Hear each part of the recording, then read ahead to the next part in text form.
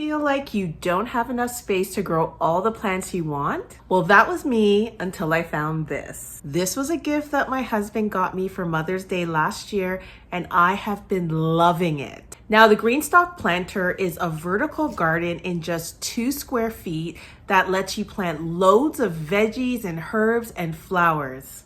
When I got my GreenStalk last year, I used old potting mix from my containers to fill them up, and that worked really well for me.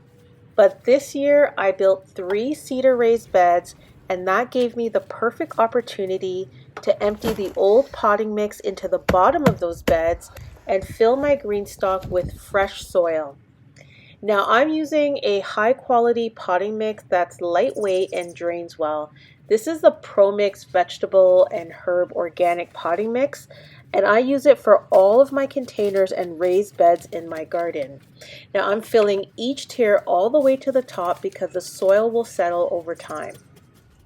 Now before I put the GreenStalk back on my deck, I'm adding this dolly that I picked up from Indoor Farmer.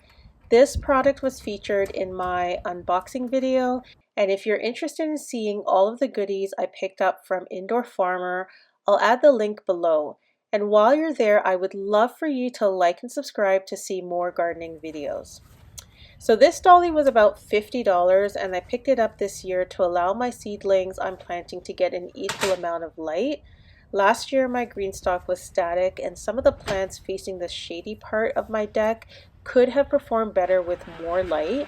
Now GreenStalk sells both the dolly or the dolly with the wheels.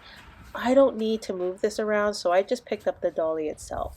This potting mix is very hydrophobic, and I'm watering each layer right now to moisten the soil before I start planting and stacking all of the layers. But the GreenStalk waters from the top down using a central reservoir that slowly distributes water throughout each level.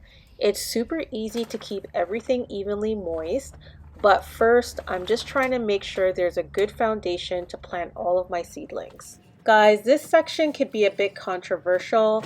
GreenStalk actually recommends that you plant out each layer before you stack them on top of each other. You're seeing me do the complete opposite of that. I'm filling up each layer, stacking them together, and then you'll see me planting them out after. Now last year I followed the instructions and I planted out each layer before I stacked them. I'm not doing that this year because I don't have all of my seedlings ready to plant.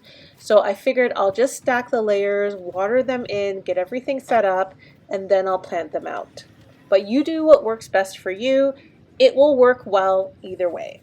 With each layer that I'm adding, you can see that I'm filling up the soil to the top, and I'm adding this blue painter's tape in the middle just to make sure that the passageway that the water will flow through is not being obstructed with soil.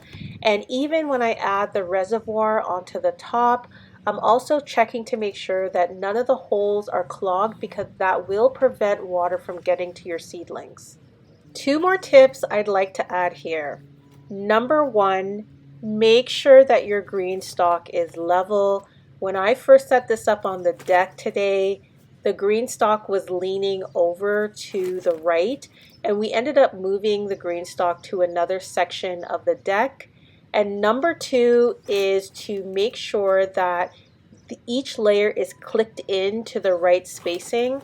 I had soil that got into some of the grooves that clicked the layers together, and that was also causing the GreenStalk to lean. So just make sure that the soil is removed from all parts that need to connect to each other so that you have a nice succinct connection throughout the entire GreenStalk. Before I start, I'm amending each pocket with some worm castings and also some organic fertilizer.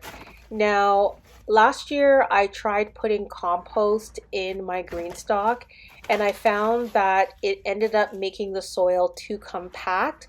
So I personally would recommend that you stay away from adding compost to your GreenStalk and really focus on giving it a good potting mix and then you can amend with some worm castings and fertilizers if you'd like. Now for the first layer, I'm planting some onions. These are calibre onions that I started from seed back in early February, and I like planting onions in the bottom layer because it gives off a strong scent that helps to deter rodents from climbing up the green stalk and eating some of the fruit and veggies that I'll be planting higher up.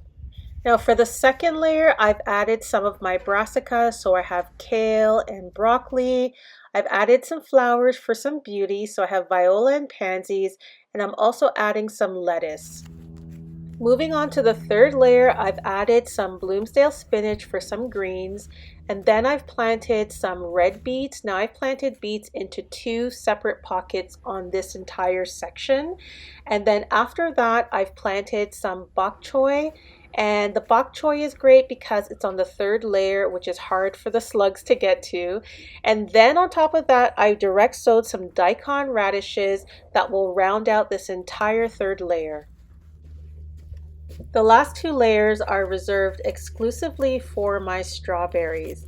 Now in the 4th layer, I'm adding the strawberry plants that were grown in my GreenStalk last year. When I emptied my GreenStalk, I transplanted them into another bed as a holding place until this one was filled with new potting mix. Now the varieties are a mix of Seascape and Mignonette strawberries that were started from seed, and the top layer will be planted with my new strawberry seedlings that I started this year. Now I love growing strawberries in my GreenStalk because it's an easy way to contain all of the runners, and I love the way the fruit hangs off of the GreenStalk instead of sitting in soil. Look at all my new strawberry seedlings. This is the Fresca strawberry from West Coast Seeds. Okay, we're finally at the 5th layer, and this was about a week later from planting the other 4 layers just because I was waiting on my strawberry seedlings to gain a bit more size before I planted them in the GreenStalk.